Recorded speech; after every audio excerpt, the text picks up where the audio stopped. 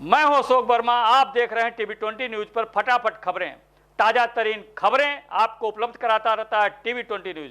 बने रहिए हमारे साथ। रिपब्लिक भारत के editor in chief Arnab Goswami की गिरफ्तारी पर छात्रों का गुस्सा फूटा है। अतराइड चौक पर उद्धव सरकार का पुतला फूंक विरोध जताया है। बता दें कि गांधी शताब्दी स्मारक महाविद्यालय कोलसा के छात्र नेताओं द्वारा क्षेत्र के अतराइड बाजार चौक पर उद्धव ठाकरे की तानाशाही के खिलाफ लोगों ने अपनी आवाज उठाई। उद्धव तेरी तानाशाही अब नहीं चलेगी नारे के साथ चौक पर उद्धव ठाकरे का पुतला फूंका गया और पत्रकार अर्नब गोस्वामी को जल्द से जल्द रिहा करने की मांग करते हुए एकत्रित लोगों ने उद्धव सरकार को चिताया कि अगर जल्द से जल्द पत्रकार अर्नब गोस्वामी की रिहा नहीं किया गया तो हम लोग प्रदेश में प्रदर्शन करने को बाध्य होंगे।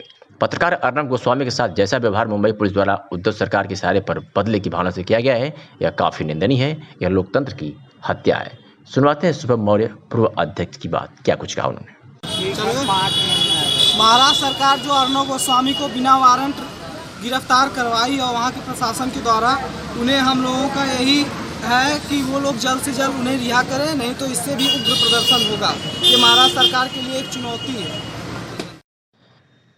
लगभग 16 करोड़ की लागत से जजेस कैंपस सिविल लाइंस आजमगढ़ में बनने वाले 25 न्यायिक अधिकारी टाइप वी आवास का शिलान्यास न्यायमूर्ति गोविंद माथुर, मुख्य न्यायाधीश उच्च न्यायालय इलाहाबाद द्वारा न्यायमूर्ति पंकज मित्तल, वरिष्ठ न्यायाधीश उच्च न्यायालय लखनऊ पीठ एवं न्यायमूर्ति सूर्यप्रकाश केसरवानी, प्रशासनिक न्यायाधीश आजमगढ़ की उपस्थिति में वर्चुअल माध्यम से NIC आजमगढ़ में संपन्न किया गया। उक्त अवसर पर मुख्य न्यायाधीश द्वारा उद्बोधन किया गया कि आवास की अनुपलब्धता के कारण न्यायिक अधिकारीगण को न्यायिक कार्य के सुचारू रूप से संपादन में कठिनाइयों का सामना करना पड़ता है। मुख्य न्यायाधिपति द्वारा न्यायिक कार्य के सुचारू रूप से निष्पादन हेतु इंफ्रास्ट्रक्चर की उपलब्धता पर जोर दिया। मुख्य न्यायाधिपति द्वारा कार्यदायी संस्था को गुणवत्तापूर्ण व समय सीमा के अंदर कार्य संपन्न कराने तथा जनपद न्यायाधीश को कार्य की गुणवत्ता की निगरानी का निर्देश दिया गया। जनपद न्यायाधीश दिनेश चंद्र ने बताया कि 25 न्यायिक अधिकारी टाइप वी आवास की लागत लगभग 16 करोड़ है, जिसके लिए शासन से 6 करोड़ 38 लाख रुपए कार्यदायी संस्था construction and design services Azamgarh को भेजा गया है। उक्त अवसर पर जनपद न्यायाधीश दिनेश चंद्र द्वारा मुख्य न्यायाधीश एवं अन्य न्यायमूर्तिगण का स्वागत किया गया एवं प्रज्ञा सिंह अपर प्रधान न्यायाधीश पारिवारिक न्यायालय द्वारा उक्त अवसर पर उपस्थित न्यायमूर्ति एवं अन्य गणमान्य व्यक्तियों के प्रति धन्यवाद प्रस्तुत किया गया।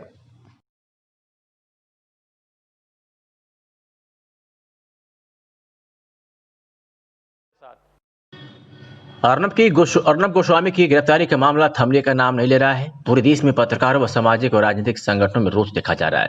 यह नजारा उत्तर प्रदेश के लखीमपुर खीरी में भी देखने को मिल रहा है, जहां विभिन्न संगठन एवं पत्रकार अर्नब गोस्वामी के पक्ष में सड़कों पर उतर आए हैं। तो वही अखिल भारतीय विद्यार्थी परिषद गोला इकाई ने भी उद्धव ठाकरे का पुतला फूंक कर विरोध व्यक्त किया। महाराष्ट्र सरकार के विरोध में नारे लगाए और कहा कि यह मिली जुली सरकार अर्नब गोस्वामी के साथ घोर अन्याय कर रही है। बिना वारंट गिरफ्तारी गैर संवैधानिक है। आगे कहा कि सरकार के लोकतंत्र के चौथे स्तंभ के साथ अमानवीय व्यवहार को बर्दाश्त नहीं किया जाएगा। इस अवसर पर अखिल भारतीय विद्यार्थी परिषद के तमाम पदाधिकारी एवं कार्यकर्ता मौजूद रहे। क्या कुछ कहा कार्यकर्ता? अखिल भारतीय विद्यार्थी परिषद ने, आपको सुनवाते हैं। हो सकती है जो जोड़ तोड़ से बनी महाराष्ट्र सरकार, जनहित से नहीं बनी, ना आवाम ने बनाया, पर जोड़ तोड़ की बनी सरकार ने आज राष्ट्रवादी आवाज को कहीं न कहीं थामने के लिए रोकने का प्रयास किया और अर्नब गोस्वामी को बिना वारंट, बिना किसी पूर्व सूचना के 2 साल पहले के केस में सुबह जाकर पकड़वा दिया। इसलिए हम महाराष्ट्र सरकार की कड़ी निंदा करते हैं और आज अखिल भारतीय विद्यार्थी परिषद गोला नगर इकाई के द्वारा महाराष्ट्र सरकार का पुतला दहन किया गया और हम यह मांग करते हैं कि राष्ट्रवादी पत्रकार अर्नब गोस्वामी की जल्द से जल्द रिहाई की जाए। भारत माता की जय! भारत माता की जय! सरकार निकम्मी है, सरकार निकम्मी है। फूलपुर तहसील परिसर में 20वां स्थापना दिवस 9/11/2020 को होना सुनिश्चित किया गया है। प्रांतीय संरक्षक उत्तर प्रदेश संजय पांडे और जिला अध्यक्ष पूर्वांचल प्रभारी अजय मिश्रा को सम्मानित किया गया एवं सभी पत्रकार साथियों को प्रांतीय संरक्षक संजय पांडे के द्वारा सम्मानित किया गया, जिसमें आइडियल जर्नलिस्ट एसोसिएशन संगठन की मजबूती पर बल दिया गया। यदि किसी पत्रकार को कोई कार्य करने में बाधा आती है तो पत्रकार के मान सम्मान के लिए आइडियल पत्रकार संगठन सदैव तत्पर रहेगा।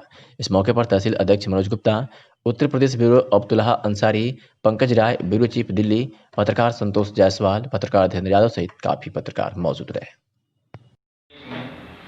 आइडियल जर्नलिस्ट एसोसिएशन के प्रांतीय संरक्षक, हम लोगों के मार्गदर्शक बड़े भाई संजय कुमार पांडे जी का आगमन हुआ है। इसके लिए हम अपने बड़े भाई का स्वागत करते हैं, इनका अभिनंदन करते हैं, इनका वंदन करते हुए मैं पूरी आइडियल जर्नलिस्ट एसोसिएशन की टीम की तरफ से आपका हार्दिक स्वागत करते हैं। मैं चाहूँगा आज इस कड़ी में हमारे तहसील अध्यक्ष और हमारी पूरी टीम हमारे प्रांतीय संरक्षक का माल्यार्पण कर स्वागत करें।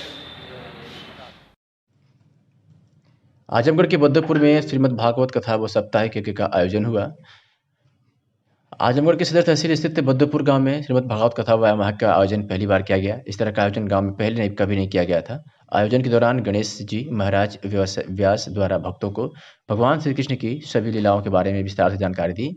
श्री कृष्ण ने द्वारकाधीश बनने के बाद भी किन लीलाओं की रचना की। आपको बता दें कि कथावाचक श्री गणेश जी महाराज पहले अपनी छवि मॉरिशस तक पहुंचा चुके हैं।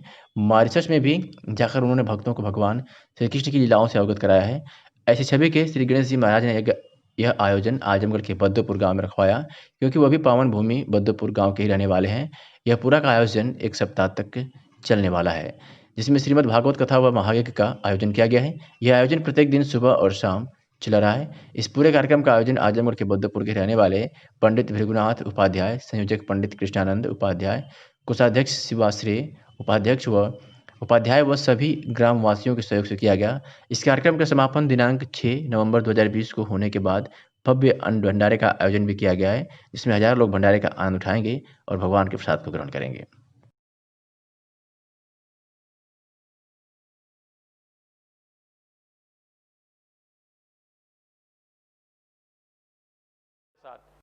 आजमगढ़ जनपद में एसपी के निर्देशानुसार अपराध व अपराधियों पर नियंत्रण हेतु चलाए जा रहे अभियान के तहत आजमगढ़ जनपद की विभिन्न थानों की पुलिस को बड़ी कामयाबी हाथ लगी है। आपको बता दें कि थाना तरवा की पुलिस ने एक वांछित अभियुक्त को जहां गिरफ्तार करने में सफलता हासिल की है, तो ही थाना रानी की सराय की पुलिस ने जिला बदर अभियुक्त को गिरफ्तार किया है। बात करें अगर कप्तानगंज पुलिस की, तो कप्तानगंज की पुलिस ने भी अपनी पुलिसिया कार्रवाई में 2 वांछित अभियुक्त को गिरफ्तार किया है, तो ही महाराजगंज पुलिस ने भी मारपीट में वांछित चल रहे अभियुक्त को गिरफ्तार किया है। थाना बरदा की पुलिस ने भी एक अदद तमंचा देसी 315 बोर व एक अदद जिंदा कारतूस 315 बोर बरामद किया है, तो वही थाना दीदारगंज की पुलिस ने भी जिला बदर अभियुक्त को गिरफ्तार करने में सफलता हासिल की है। इस तरह की हुई कार्रवाई से अपराध खेमे में हड़कंप मचा हुआ है।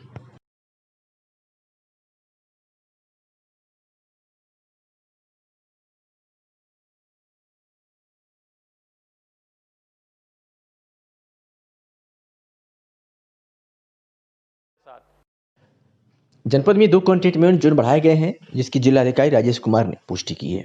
जिला मजिस्ट्रेट राजेश कुमार ने कहा है कि वर्तमान समय में कोरोना वायरस संक्रमण से बचाव तथा इस संदर्भ में उत्पन्न परिस्थितियों के परिप्रेक्ष्य में उत्तर प्रदेश शासन द्वारा संपूर्ण प्रदेश में रीओपन के संबंध में निर्देश जारी करते हुए इनका अनुपालन सुनिश्चित कराए जाने के निर्देश दिए गए हैं।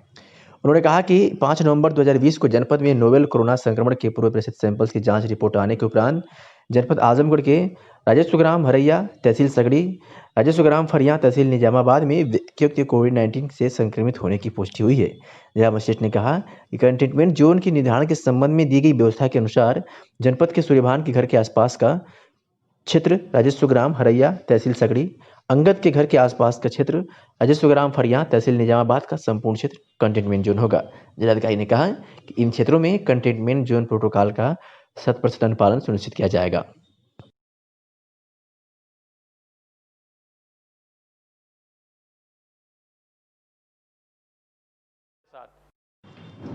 स्वास्थ्य कर्मियों को कोविड-19 वैक्सीन उपलब्ध कराने की तैयारी चल रही है। माना जा रहा है कि जैसे ही वैक्सीन आएगी सबसे पहले फ्रंट लाइन स्वास्थ्य कर्मियों को इसकी खुराक दी जाएगी। इसके लिए जिले के सरकारी और प्राइवेट कर्मचारियों का डाटाबेस तैयार किया जा रहा है। सरकारी और निजी अस्पतालों, प्राथमिक सामुदायिक स्वास्थ्य केंद्रों, उप जिला अस्पतालों, शहरी एवं ग्रामीण स्वास्थ्य केंद्रों के medical officer, staff nurse, field level worker आदि के बारे में जानकारी एकत्र करने का काम जोरों से चल रहा है। अभी 13 निजी अस्पतालों, 18 सरकारी अस्पतालों संस्थाओं की तरफ से जानकारी उपलब्ध करा दी गई है, जबकि 51 निजी अस्पतालों तथा 31 सरकारी अस्पतालों संस्थाओं से जानकारी मांगी गई थी। मुख्य चिकित्सा अधिकारी सीएमओ डॉक्टर AK मिश्र ने अपर मुख्य सचिव चिकित्सा स्वास्थ्य एवं परिवार कल्याण के पत्र का हवाला देकर जिले के कई अधिकारियों को पत्र जारी किया है। यह पत्र राजकीय मेडिकल कॉलेज के प्रधानाचार्य, मंडलीय जिला चिकित्सालय के प्रमुख चिकित्सा अधीक्षक, जिला महिला चिकित्सालय के अधीक्षिका, जिला आयुर्वेद एवं यूनानी अधिकारी, जिला होम्योपैथिक अधिकारी, सभी सामुदायिक प्राथमिक नगरीय स्वास्थ्य केंद्रों के अधीक्षक, प्रभारी चिकित्सा अधिकारियों को भेजा गया है। पत्र के माध्यम से उनके यहाँ कार्यरत सभी स्वास्थ्य एवं अन्य संबंधित कर्मियों, सरकारी एवं प्राइवेट को सूचीबद्ध कर उनका डाटाबेस संकलित करने को कहा गया है। इसके लिए प्रत्येक राजकीय एवं निजी क्षेत्रों की सभी पैथी एवं स्वास्थ्य एवं संबंधित इकाइयों जैसे मेडिकल कॉलेज, चिकित्सालय, नर्सिंग एवं पैरामेडिकल इंस्टीट्यूट, रिसर्च इंस्टीट्यूट, सरकारी एवं गैर सरकारी लैब, प्राइवेट क्लिनिक एवं नर्सिंग होम तथा छोटे बड़े सभी अस्पतालों में कार्यरत कर्मियों की सूचीबद्ध किया जाएगा।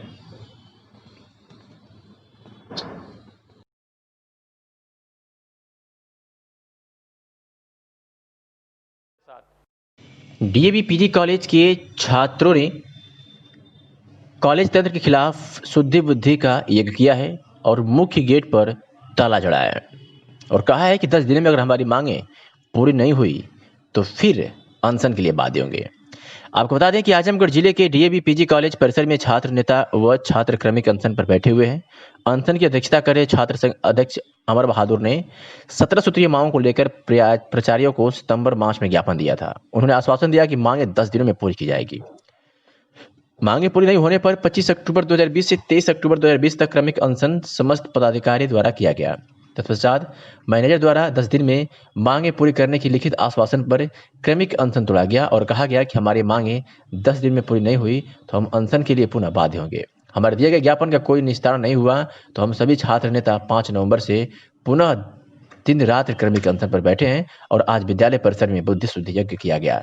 कॉलेज तंत्र के खिलाफ अपनी मांगों को लेकर छात्रों ने जमकर नारेबाजी की और मैनेजर को चूड़ियां भेजने का कार्य किया गया। इस मौके पर काफी संख्या में छात्र नेता उपस्थित रहे। पत्रकारों से बातचीत में छात्र संघ अध्यक्ष अमर बहादुर यादव ने क्या कहा, आपको सुनवाते हैं। ताला क्यों लगाए हैं? हम लोग कॉलेज पे इसलिए आज ताला लगाया गया, तालाबंदी की गई है। जब कॉलेज में अंदर कोई व्यवस्था ही नहीं है तो यहाँ स्टूडेंटों का फीस लेकर झूठी उनसे फीस क्यों वसूली जा रही है? जब कोई व्यवस्था नहीं, हमारे 3,000 साढ़े 3,000 स्टूडेंटों से फीस वसूली जाती है। गेम के नाम पर, प्रॉस्पेक्टस फीस के नाम पर, रोवर्स रेंजर्स के नाम पर फीस वसूली जाती है, लेकिन कोई सुविधाएं नहीं दी जाती है। जब बच्चों से फीस वसूली जाती है और सुविधाएं नहीं है तो कॉलेज क्यों चलेगा?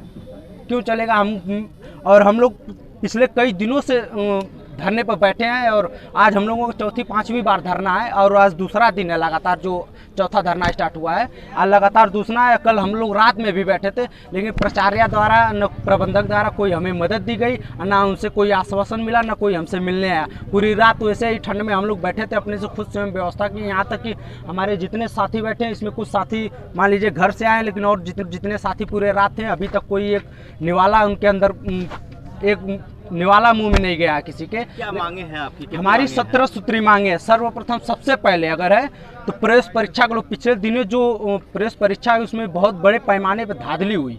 उसमें सीटें ज़्यादा हैं और फॉर्म कम पड़े।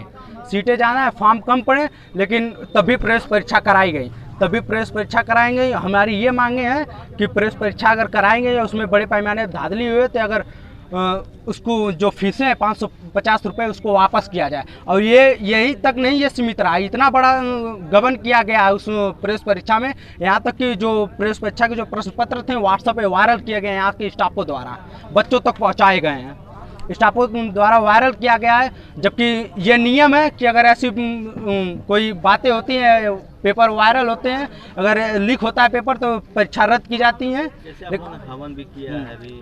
हम अपने प्रिंसिपल और प्रबंधक के लिए उनके लिए मन की शुद्धि के लिए और उनके अंदर हम बच्चों के लिए संवेदना के लिए ये यज्ञ किया गया कि उनको भगवान सद्बुद्धि दें, भ्रष्टाचार में ऐसे विलिप्त न हो, ऐसे भ्रष्टाचार का काम नहीं करें। और हमारे कॉलेज का जो विकास फंड है उसका हिसाब दें, कितना पैसा यूनिवर्सिटी से आता है और बच्चों का जितना फंड है उसको हिसाब दें। हमारे कॉलेज की हालत आप देख लीजिए, लाखों रुपये गेम के नाम पर वसूला जाता है, लेकिन ये फील्ड है इसमें देख लीजिए गेम का कोई व्यवस्था नहीं है, कोई व्यवस्था नहीं है।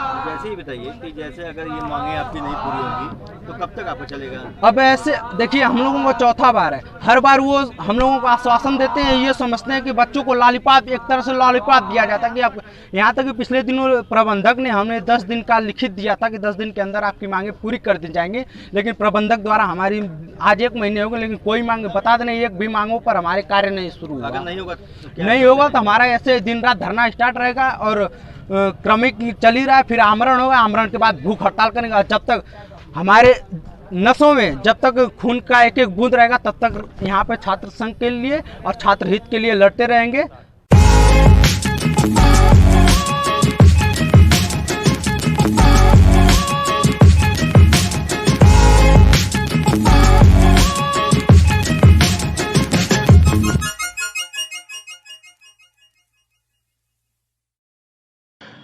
आजमगढ़ जिले को एक बड़ी खुशखबरी के रूप में सौगात मिलने जा रही है। जनपद के लोगों के लिए अग्रवाल परिवार एक बड़ा कदम उठाया है और अब लोगों को मल्टीनेशनल व देश की बड़ी कंपनियों के ब्रांडेड कॉफी आजमगढ़ में ही आपको देना चाह रही है, जिसका उद्घाटन आगामी सोमवार के आसपास हो सकता है। इसकी तैयारी जोरों पर चल रही है। आपको बता दें कि शहर के राहुल नगर मड़िया में होटल एसआर के सामने ड्रेसलैंड के नाम से ब्रांडेड शोरूम तैयार हो गया है, जिसका कल भजन संध्या कार्यक्रम संपन्न हुआ, जो देर रात तक चलता रहा, जिनमें पूरे जिले के सम्राट लोग शामिल हुए। लोगों ने जमकर संगीत का आनंद उठाया। इस अवसर पर चंदन अग्रवाल और उनकी पत्नी रुचि अग्रवाल ने लोगों को चुनरी देकर सम्मानित किया, तो वही इंजीनियर राकेश कुमार राय भी लोगों के स्वागत में लगे हुए थे।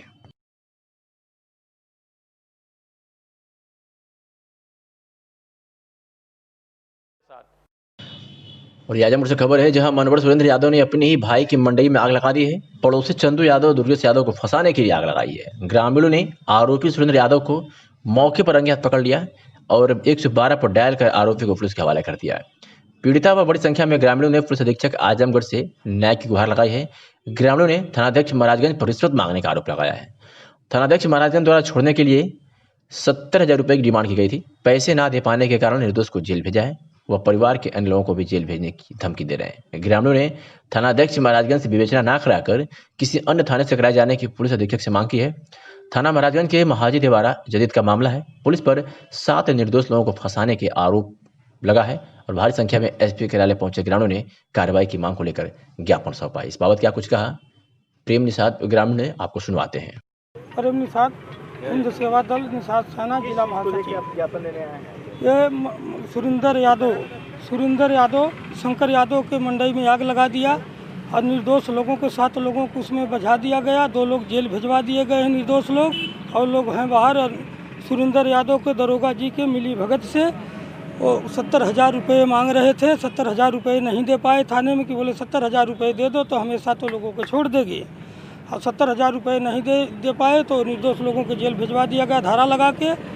और सुरेंद्र यादव के 151 में चालान भिजवा के फिर छूट के आ गया था तहसील से। तो फिर एक दूसरे दिन फिर उसको उठा के फिर सुरेंद्र यादव को भिजवाए।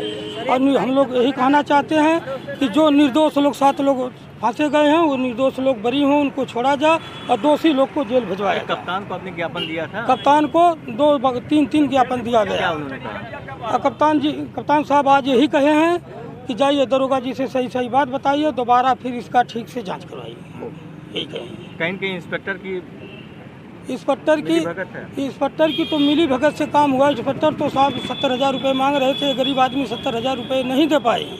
70,000 रुपये बोले कि दे दो तो हम 7 लोगों के यहीं से छोड़ देंगे, कुछ नहीं होगा। पैसे नहीं दे पाए तो निर्दोष लोगों को जेल भिजवा दिया गया। 2 लोगों के। इंस्पेक्टर हैं, क्या नाम है? चौबे जी हैं, शायद नाम उनका याद है हमें। ये महाराजगंज थाने कोतवाली महाराज जी, कोतवाली महाराजगंज। पराली जलाने के मामले में प्रदेश सरकार व जिला प्रशासन पूरी तरह से सतर्क है। आजमगढ़ में पराली जलाने के मामले में किसानों के खिलाफ अलग अलग थानों में 14 किसानों के खिलाफ मुकदमा दर्ज किया गया है। उप जिलाधिकारी सदर गौरव ने बताया कि पुराने जलाए जाने व कोई कृषि अवशेष जलाया जाना शासन के खिलाफ जुर्माने का प्रावधान है। 25-25 हज़ार और उससे अधिक के जुर्माने का प्रावधान है। सेटेलाइट से निगरानी की जा रही है। लखनऊ से यह पता चलता है कि किस जनपद में किस जगह पराली जलाई जा रही है, उसके खिलाफ कार्रवाई की जा रही है। पराली जलाने के नियंत्रण के लिए सभी तहसीलों में कृषि मित्र, लेखपाल, ग्राम प्रधान व अन्य लोगों की जिम्मेदारी दी गई है। क्या कुछ कहा गौरव कुमार जिलाधिकारी सदर ने, आपको सुनवाते हैं। देखिए, जैसा कि विदित है कि माननीय न्यायालय और एनजीटी के आदेशों के अनुसार पराली जलाया जाना या फिर किसी भी तरह का कृषि अवशेष जलाया जाना जो है उसमें जुर्माने की भी कार्रवाई का प्रावधान कर दिया गया है। और एनजीटी एक्ट की धारा 24 से लेकर 26 में जो है जुर्माने का प्रावधान है, जिसमें 2500, 5000 और उससे अधिक जुर्माने तक का प्रावधान है। तो ऐसे में ही जो प्रकरण सामने आए हैं पूरे जनपद में विभिन्न तहसीलों में, वहाँ पर मुकदमा भी पंजीकृत किया गया है और उनके खिलाफ जुर्माने की कार्रवाई भी की गई है। तो बताया जा रहा है सर सैटेलाइट द्वारा सर इसका विवरण किया गया, सर क्या था सैटेलाइट? जी देखिए, डेली जो है सैटेलाइट से रिपोर्ट प्रेषित की जा रही हैं पूरे प्रदेश की। उसमें किस जनपद में कहाँ पर बिल्कुल लैटिट्यूड और लॉन्गिट्यूड के साथ लोकेशन आती है कि कहाँ पर कृषि अवशेष या पराली जलाए जाने की सूचना है और तत्काल उसके क्रम में कार्रवाई की जाती है। सर पराली जलाने वालों की सर खिलाफ कैसी कार्रवाई की जा रही है और आगे ना हो पाए ऐसी? देखिए, इसमें प्रभावी कार्रवाई करे जाने हेतु जिलाधिकारी महोदय द्वारा बैठक में बिंदुओं पर समीक्षा की गई थी। उसमें बताया गया था कि कैसे हमें इस पर प्रभावी नियंत्रण करना है। इसके लिए पूरी तहसील को जो है जोन्स में बांट दिया गया है और प्रत्येक जोन में जो है सहायक विकास अधिकारी जो एग्रीकल्चर के हैं उनको नोडल अधिकारी बनाया गया है। उनके अंडर जो है कृषि मित्र और लेखपाल और ग्राम विकास अधिकारी एवं ग्राम प्रधान, इन सभी को लिखित में जिम्मेदारी दी गई है कि अब उनके क्षेत्र अंतर्गत किसी भी तरह की पराली या कृषि अवशेष जलाने की घटना सामने ना आए।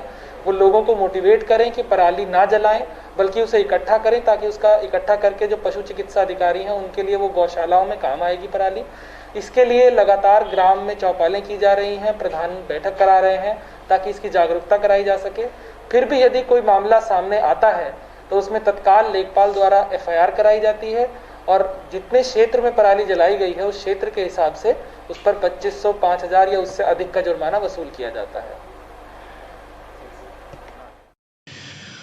मिशन शक्ति पर आयोजित कार्यक्रम जनपद आजमगढ़ के पूर्व माध्यमिक विद्यालय जाफरपुर पलहनी आजमगढ़ में उत्तर प्रदेश भारत स्काउट्स और गाइड जिला संस्थान आजमगढ़ तत्वाधान में आयोजित मिशन शक्ति कार्यक्रम के अवसर पर सहायक प्रादेशिक संगठन आयुक्त स्काउट आजमगढ़ मंडल आजमगढ़ की उपस्थिति में आयोजित हुआ, जिसमें जिला स्काउट मास्टर आजमगढ़ दिनेश सिंह एवं स्काउट गाइड के बच्चे तथा अभिभावक एवं शिक्षक एवं शिक्षिकाएं उपस्थित रहे।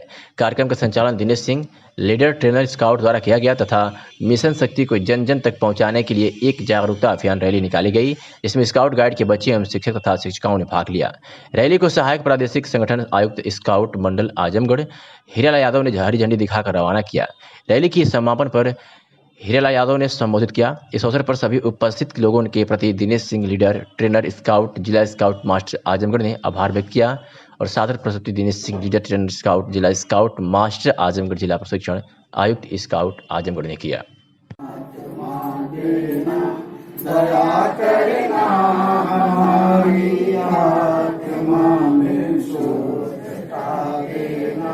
हमारे जान में आओ प्रभु, आँखों में बस जाओ, अंधेरे दिल में आकर के परम ज्योति जगा देना। बहा दो प्रेम की गंगा, दिलों में प्रेम का सागर, हमें आपस में मिलजुल कर प्रभु रहना सिखा देना। हमारा कर्म हो सेवा, हमारा धर्म हो सेवा, सदाई मान हो सेवा, व सेवक कर बना देना। वतन के वास्ते जीना, वतन के वास्ते मरना, वतन पर जान फिदा करना, प्रभु हमको सिखा देना। इन सीटू एवं सब मिशन ऑन एग्रीकल्चर एक्सटेंशन योजना अंतर्गत कृषि भवन के प्रांगण में आयोजित एक दिवसीय कृषक जागरूकता रबी उत्पादकता गोष्ठी का शुभारंभ मुख्य विकास अधिकारी आनंद कुमार शुक्ला द्वारा फीता काटकर किया गया। कार्यक्रम में विशेष अतिथि के रूप में बीजेपी जिला अध्यक्ष आजमगढ़ ध्रुव कुमार सिंह एवं लालगंज अध्यक्ष ऋषिकांत राय उपस्थित रहे। कार्यक्रम में मुख्य विकास अधिकारी द्वारा उपस्थित कृषकों को पराली जलाए जाने से वातावरण में बढ़ रहे प्रदूषण के दुष्प्रभावों के संबंध में अवगत कराते हुए बताया गया कि पराली जलाए जाने के कारण बढ़ रहे प्रदूषण से संपूर्ण मानव जाति एवं इस पृथ्वी पर रहने वाले समस्त जीव एवं वनस्पतियां सीधे तौर पर प्रभावित हो रही हैं। इसलिए फसल अवशेष प्रबंधन हेतु नव विकसित कृषि यंत्रों पर कृषि विभाग द्वारा 40 से 80% तक विभिन्न प्रकार के यंत्रों पर अनुदान प्रदान किया जा रहा है। जिन कृषकों की यहाँ पराली है वे उसका गो आश्रय स्थलों पर दान कर सकते हैं, जिसका राजकीय हर खर्चे पर कृषक के खेत से गो आश्रय स्थल तक ले जाने का कार्य ग्राम पंचायत समितियां करेंगी।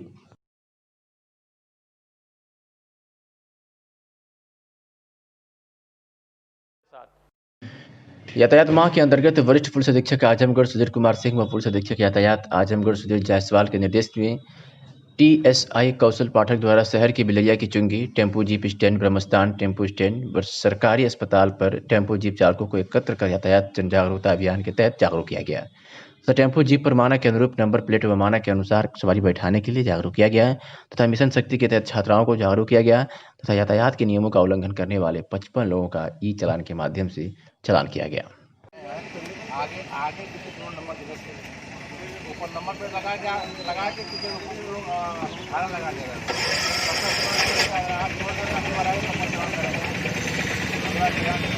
सभी लोग मास्क लगा कर आगे, बिना मास्क का कोई गाड़ी न चलाए, ना तो पहुँच के खाना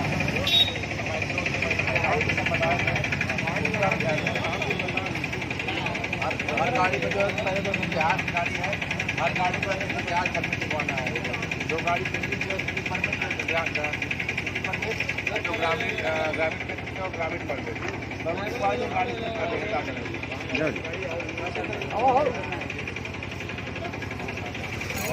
कोई पीछे कंटिन्यू गाड़ी वाला खड़ा हो गया तो हो जाना उसका नो एंट्री है, नो बनाया गया है, नो एंट्री गाड़ी जाना नहीं है।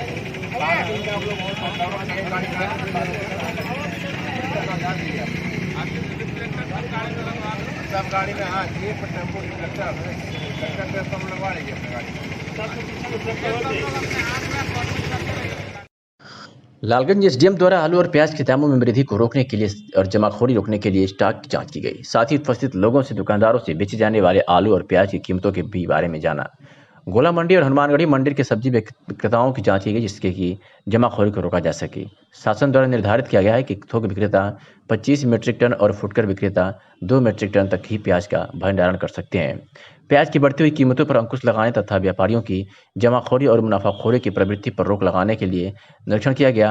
सभी दुकानदारों को निर्देशित किया गया कि प्रतिदिन रेट लिस्ट दुकान के बाहर दिनांक में डालते हुए अनिवार्य रूप से लगाएं, अन्यथा कार्रवाई होगी।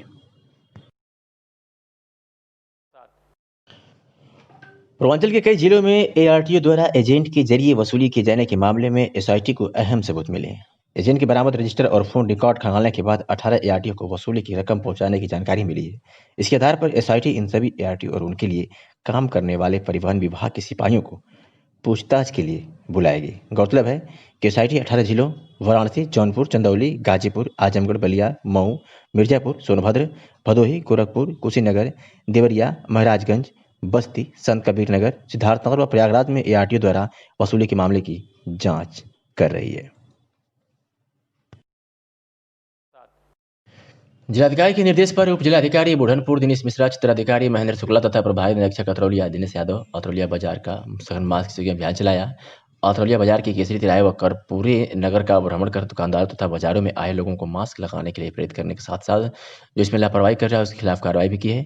इस दौरान उप जिलाधिकारी दिनेश मिश्रा तथा अतरौलिया नगर पंचायत के चेयरमैन सुभाष सिंह जायसवाल नगर पंचायत के मुस्लिम बस्ती स्थित जामा मस्जिद पर भी गए, जहां मुस्लिमों को नमाज के दौरान मास्क लगाने के लिए प्रेरित करने की अपील की तथा हिंदू मंदिरों से पुजारियों से अपील की कि वह भजन संकीर्तन के साथ साथ कोविड-19 की जागरूकता धुन को भी बजाकर लोगों को जागरूक करें।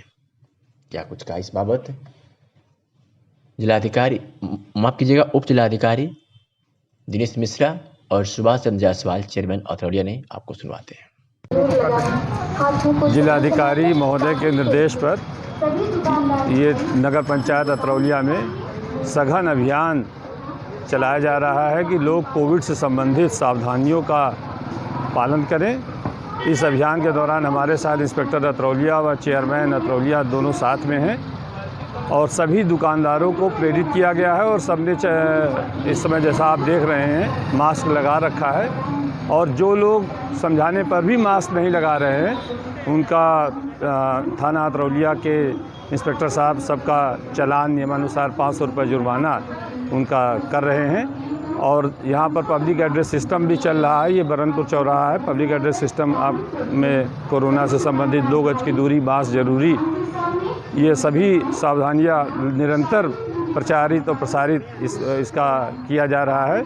और सभी लोग कोविड-19 का खतरा टला नहीं है। पुनः यह बीमारी अगर असावधानी बरती गई तो पुनः पनप सकती है। इसलिए ज़रूरी है कि सभी लोग द्वारा नगर पंचायत कोविड-19 के रोकथाम के लिए नगर में छिड़काव और साउंड द्वारा सबको निर्देशित किया गया कि आप लोग एंटी लार्वा वगैरह और मास्क लगाना ज़रूरी है, नहीं तो फैलने वाला रोग है, इसलिए आप लोग सतर्क हो जाइए। जागरूकता के लिए मंदिरों पे और मस्जिदों में स्पीकर माध्यम से भी प्रचार किया जा रहा है। हाँ, मंदिरों पर लाउड स्पीकर के द्वारा प्रचार किया जा रहा है कि 2 गज की दूरी बहुत ज़रूरी और मास्क लगाएं। करीब लोग जागरूक हुए, 90-95% लोग मास्क लगाएं। हुए नगर अतरौलिया के क्षेत्र में भ्रमण करके जो उसका अनुपालन नहीं कर रहे हैं उनका चालान किया जा रहा है। उनके खिलाफ 188 वगैरह के FIR भी लिखी जा रही है। सभी को जागरूक किया जा रहा है कि सोशल डिस्टेंसिंग का पालन करें, सभी लोग मास्क अवश्य लगाएं, क्योंकि अभी ये महामारी, कोरोना महामारी अभी समाप्त नहीं हुआ है और आगे भी अगर इसका अनुपालन कोई नहीं करता है तो उसके विरुद्ध सख्त कानूनी कार्रवाई की जाएगी। अभी एक अभियान चलाया गया, इनमें लगभग कितने लोगों को मास्क के लिए चालान काटा गया? इसमें मास्क पे 5 चालान किए गए हैं और बाकी काफ़ी लोगों को चेतावनियां दी गई हैं, उनको बताया गया है काफ़ी, और 90% लोगों ने 95% लोगों ने मास्क का प्रयोग करना शुरू कर दिया है और इसका उल्लंघन करने पर इस आदेश का पालन जो नहीं करता है उसके खिलाफ सख्त से सख्त कार्रवाई की जाए। पुलिस अधीक्षक आजमगढ़ के निर्देश पर थाना प्रभारी अतरौलिया दिनेश कुमार यादव द्वारा कोविड-19 के बढ़ते संक्रमण और सुरक्षा व्यवस्था के मद्देनजर क्षेत्र के विभिन्न बैंकों में सघन चेकिंग अभियान चलाया गया, जिसमें थानाध्यक्ष उनकी टीम द्वारा बैंकों में मौजूद अनावश्यक लोगों की तलाश कर सुरक्षा व्यवस्था का जायजा लिया गया। साथ ही बैंक में मौजूद कर्मचारियों को मास्क लगाने के साथ साथ बैंक में प्रवेश करने वाले सभी लोगों को मास्क लगाने का निर्देश दिया गया। वहीं बैंक में लगे CCTV कैमरे, गार्ड ड्यूटी तथा बैंक के बाहर खड़ी बिना नंबर प्लेट की गाड़ियों की निगरानी के साथ साथ निर्देशित दिया गया कि बैंक परिसर के बाहर यदि कोई भी बिना नंबर प्लेट की गाड़ी दिखे तो तुरंत थाने को सूचित करें। बैंक परिसर में कोई भी संदिग्ध व्यक्ति अनावश्यक घूमता दिखाई दे तो तुरंत सूचित करें। इसी क्रम में यूनियन बैंक शाखा अतरौलिया, यूनियन बैंक शाखा Lohra, state bank of India शाखा अतरौलिया, यूनियन बैंक शाखा मदियापार, पंजाब नेशनल बैंक शाखा अतरौलिया, काशी गोमती ग्रामीण बैंक शाखा नंदना समेत बैंकों में चेकिंग अभियान चलाया गया।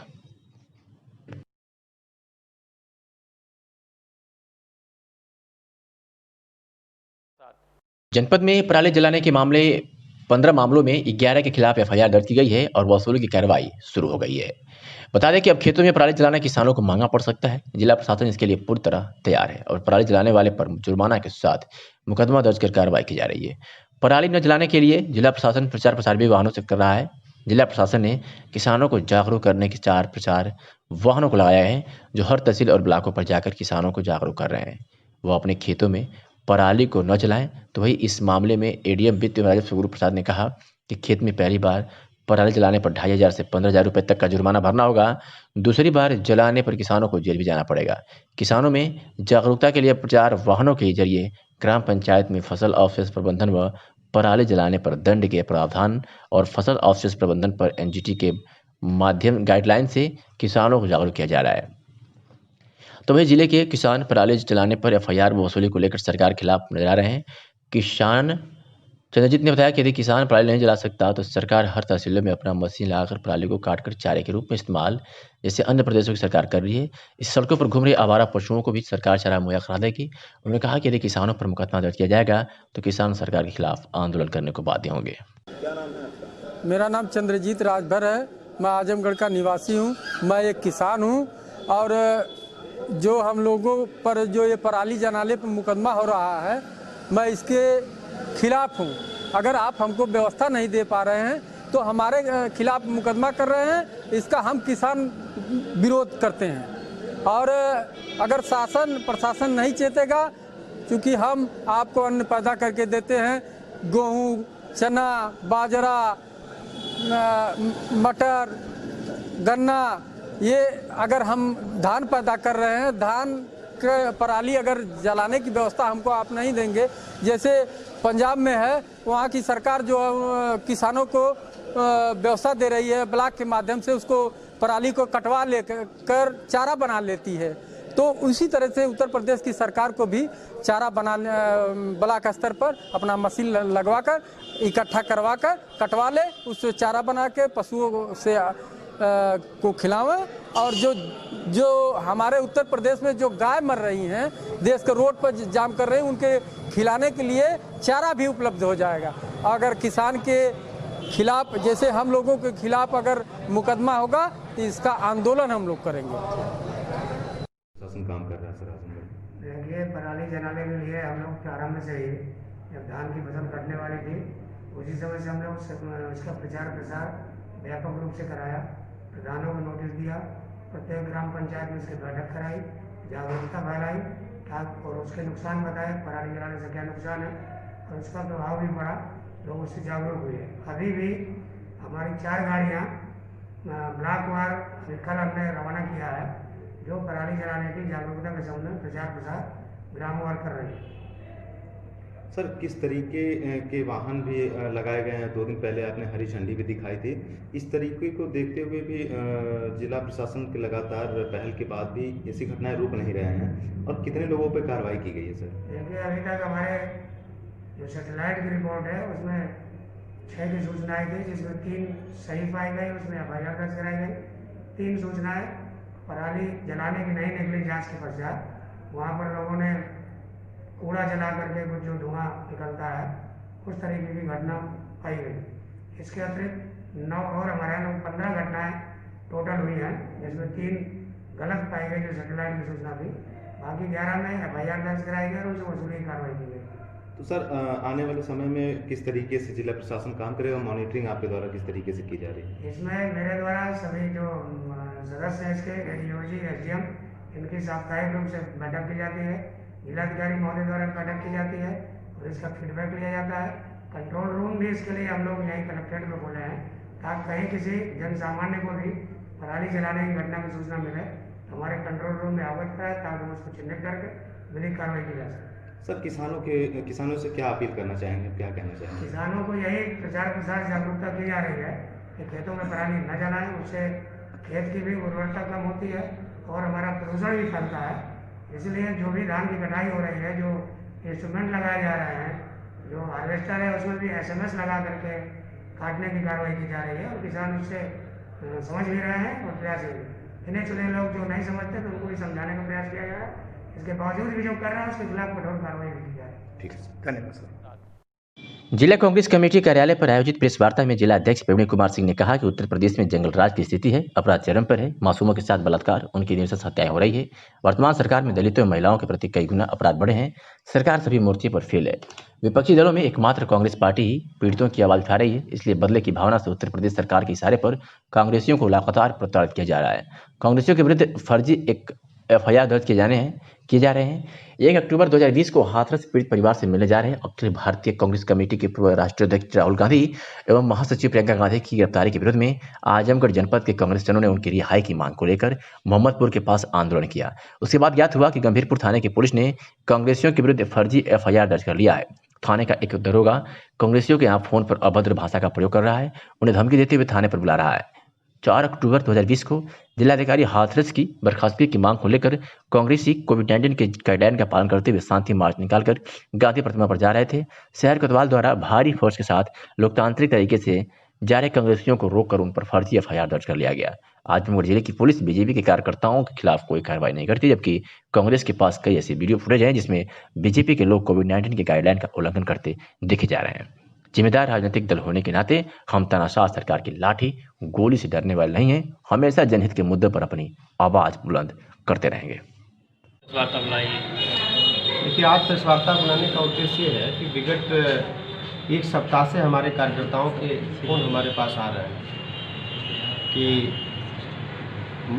गोसाई बाजार थाने से गंभीरपुर थाने से जो है कोई राय करके दरोगा है, वो फ़ोन करके परेशान कर रहे हैं, थाने चले आओ, तुम्हारे खिलाफ मुकदमा है, जेल भेज दिए जाओ, और अपशब्दों का प्रयोग कर रहे हैं। अभी कोतवाली से हमारे पास भी फ़ोन आया, कुछ हमारे साथियों के पास भी फ़ोन गया कि आपके खिलाफ मुकदमा पंजीकृत है और आपको थाने में आना पड़ेगा। जैसा कि आप सब लोग जानते हैं कि कांग्रेस पार्टी एक राष्ट्रीय पार्टी है, उसका जिलाध्यक्ष में है। जिलाध्यक्ष होने के नाते मेरी जिम्मेदारी है कि जनता के जो मुद्दे हैं, जनहित के जो मुद्दे हैं, उसको मैं बेबाकी से मजबूती के साथ मैं उठाऊँ, ताकि निरंकुश सत्ता और उसके जो नुमाइंदे हैं, जो उनके कार्यक्रमों का इम्प्लीमेंट करते हैं, उनको मैं ये एहसास करा सकूं एज ए राजनीतिक दल कि आप अगर जनहित के मुद्दों से हटोगे तो कांग्रेस पार्टी मुख्य विपक्षी दल के रूप में खड़ी है। इसी क्रम में आपको मालूम होगा कि हाथरस में एक घटना होती है, हमारे नेता श्री राहुल गांधी जी वहाँ पर जाते हैं, उनके साथ धक्का मुक्की होती है, उनको गिरफ्तार कर लिया जाता है। तो जायज़ सी बात है कि अगर हमारे नेता हैं और जनहित की लड़ाई लड़ रहे हैं, उनको गिरफ्तार किया जाएगा, तो कांग्रेस के एक एक कार्यकर्ता का दायित्व है कि उनके साथ खड़ा हो, अपनी पार्टी के साथ खड़ा हो। जो जहाँ पर रहता है वहाँ पर जाके हम लोग सड़क जाम कर देते हैं, और सड़क जाम करने का सिर्फ एक उद्देश्य था कि जब तक उनकी रिहाई नहीं हो जाएगी तब तक हम जाम खत्म नहीं करेंगे। प्रशासन हम लोगों से बातचीत करता है, बातचीत के क्रम में हम लोग जाम समाप्त करते हैं। उसके बाद हाथरस का डीएम जो मुख्य दोषी रहता है, उसके ऊपर कोई कार्रवाई नहीं होती है। हाथरस के डीएम की बर्खास्तगी को लेकर हम लोग कार्यालय पर एक मुहिम चलाते हैं कि हम लोग को एक मार्च करना है यहाँ से लेकर गांधी प्रतिमा को 4 अक्टूबर को कि हम लोग शांति मार्च निकालेंगे और गांधी प्रतिमा तक जाकर के समाप्त कर देंगे। उसका आशय, उसका संदेश ये होगा कि हाथरस का जो जिलाधिकारी जिससे अपने पद पर नहीं रहना चाहिए, वो अभी भी अपने पद पर है। हम लोग यहाँ से निकलते हैं और चौकी इंचार्ज अपने कुछ साथियों के साथ आते हैं। हमने कहा कि ठीक है, आपने हमको रोक दिया, हम वहाँ सड़क पर प्रतीकात्मक प्रदर्शन जब 5 मिनट 2 मिनट का बैठ करके करते हैं, तब तक कोतवाल और कई 7-8 दरोगा, उनके साथ 25-30 सिपाही आते हैं और आने के बाद बदतमीजी करते हैं, अपराधियों जैसा व्यवहार करते हैं। और हम उनको बताते हैं कि आप हमारे साथ या किसी भी राजनीतिक कार्यकर्ता के साथ अपराधी जैसा व्यवहार इसलिए नहीं कर सकते कि हम एक राजनीतिक दल हैं। हम हर पीड़ित व्यक्ति के साथ खड़े हैं और जो भी इशूज़ हैं, जो जनहित के इशूज़ हैं, जो न्याय के इशूज़ हैं, उसमें हम न्याय के साथ, हमें न्याय दिलाने तक पीड़ित के साथ हम खड़े हैं और हम खड़े रहेंगे। लेकिन कल उनके यहाँ से किसी गीता सिंह का फ़ोन आता है कि मुकदमा पंजीकृत कर दिया गया। हमारे पर मुकदमा पंजीकृत कर दिया, हमें कोई डर नहीं, हमें कोई भय नहीं। मुकदमा पंजीकृत करके हमारी मुहिम को, हमारे संघर्ष को नहीं रोका जा सकता। लेकिन हम पूछना चाहते हैं कि भारतीय जनता पार्टी के लोगों ने कोरोना काल से लेकर के अब तक जो तांडव पूरे प्रदेश के कोने कोने में और आजमगढ़ जिले में मचाया, उनके खिलाफ कितने महामारी के मुकदमे कायम किए गए, उनके खिलाफ कहाँ किन नेताओं के। मैं एसपी से पूछना चाहता हूँ कि एसपी साहब, अगर आपके अंदर निष्पक्षता है, अगर आप सचमुच अगर लोकतांत्रिक मूल्यों का सम्मान करते हैं, भारतीय संविधान की मूल भावना का सम्मान करते हैं, तो मैं जिलाध्यक्ष कांग्रेस प्रवीण सिंह के रूप में, कांग्रेस पार्टी के जिम्मेदार व्यक्ति के रूप में आपसे पूछना चाहता हूं कि भारतीय जनता पार्टी के तमाम वीडियोज मेरे पास हैं जब से आप आए हैं, कितने लोगों के खिलाफ आपने मुकदमा पंजीकृत किया है। और मैं बता देना चाहता हूं कि कांग्रेस का एक एक कार्यकर्ता, एक नहीं अगर हज़ारों मुकदमे आप अगर करेंगे तो हम आपसे डरने वाले नहीं हैं। हम संघर्ष करते, न हम जमानत कराएंगे, न हम आपसे ये अनुरोध करने जाएंगे कि हमारा मुकदमा वापस लिया जाए। यही आप लोग के बताने का उद्देश्य है।